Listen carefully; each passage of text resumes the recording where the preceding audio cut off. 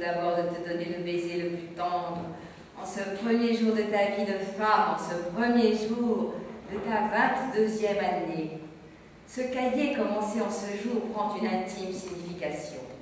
Il doit être le récit quotidien de tout ce qui nous arrivera dans notre foyer et notre vie conjugale. Nos souhaits, nos espoirs y seront notés. De même, dans ce petit cahier prendront place des prières que nous nous adresserons l'un à l'autre lorsque les mots se sont révélés impuissants à les bien exprimer. Il sera aussi l'intermédiaire de nos réconciliations quand quelque chose nous aura séparés. En un mot, il sera un bon, un véritable ami à qui nous dirons tout, à qui nous ouvrirons nos cœurs.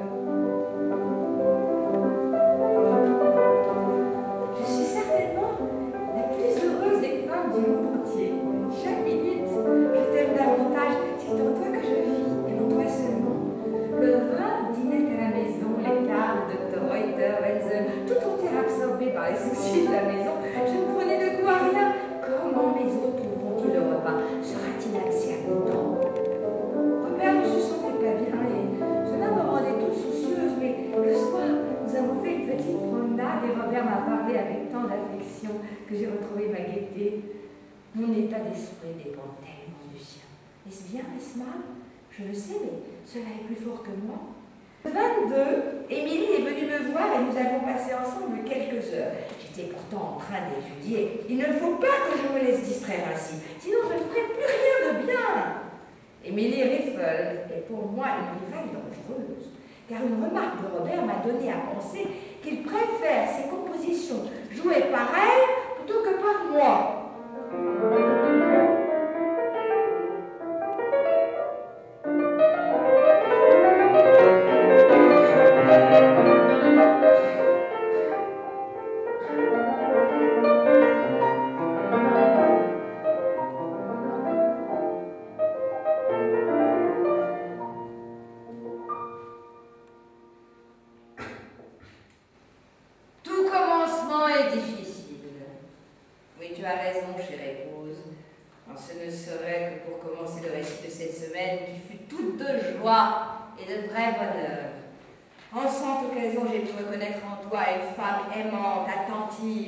Nullement exigeante, et chaque jour je découvre en toi des perfections nouvelles.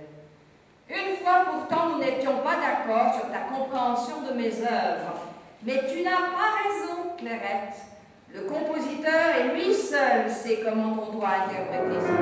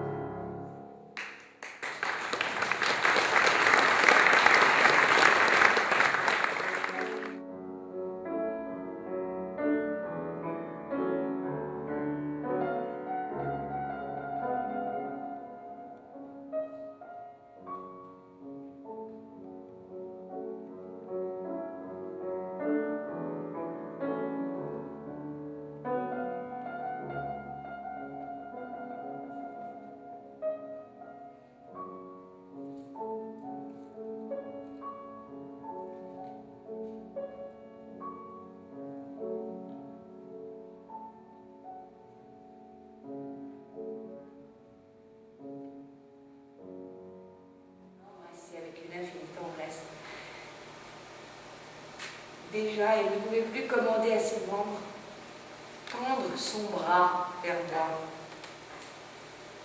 Jamais je n'oublierai ça. Pour tous les trésors, je ne donnerai pas cette étreinte. Mon Robert, c'est ainsi que nous devions nous revoir.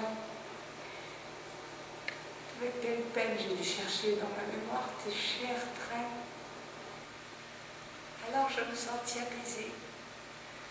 Tous les sentiments se transformèrent en reconnaissance vers Dieu qui l'avait enfin délivré. Et quand je tombais à genoux dans sa chambre, tout me parut s'emplir de sérénité, comme si un esprit céleste planait au-dessus de moi. Hélas, que ne m'avait-il emporté avec lui? Je l'ai vu une dernière fois aujourd'hui. J'ai encore déposé quelques fleurs sur sa tête. Il a pris mon amour avec lui.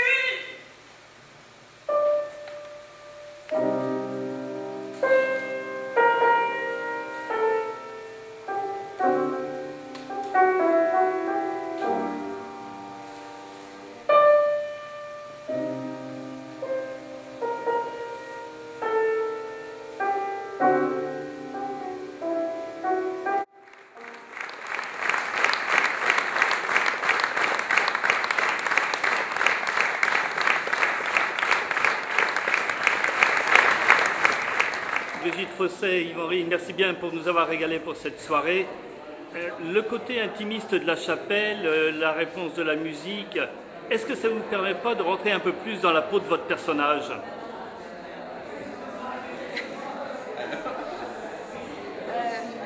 Comment dire?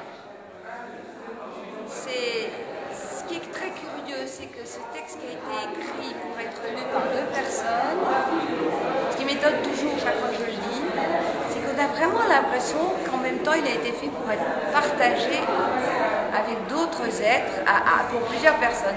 On ne peut pas imaginer qu'ils ont écrit ça sans penser que ça allait être lu. Et de toute façon, ça a été choisi par eux.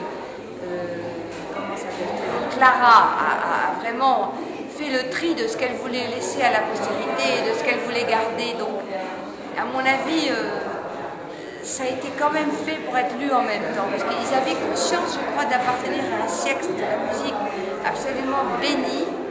Et quand il a dit « nous allons écrire la rencontre de tous les êtres que nous avons connus, les grands créateurs et tout ça », je crois qu'ils avaient conscience d'être à un moment béni de la musique. Qu'est-ce que vous en pensez? Je pense qu'on a un privilège énorme, justement, c'est d'avoir cette transmission, quand même, de tout ce qu'ils ont vécu, ressenti, et c'est aussi très intime. C'est vrai que dans ce cadre de la chapelle, avec la musique, c'est quelque chose d'assez fascinant, parce qu'il y a une résonance ici qui permet cette intimité, ce partage de cette intimité aussi. Oui, c'est-à-dire qu'il y a le côté qu'il y a chez les Schumann, c'est-à-dire l'intimité, le côté très vivant, parce que c'est pas trop grand, et aussi le côté religieux, parce qu'il sous-tend aussi toute la préoccupation. Et c'est vrai que c'est un endroit, moi, qui m'impressionne beaucoup. Je trouve que c'est un endroit d'une très grande gravité. On ne peut pas faire des choses légères ici. Non, mais ça se prête bien justement à un sujet comme celui-là, avec une musique aussi poétique et profonde. C'est très pur, c'est très simple en même temps.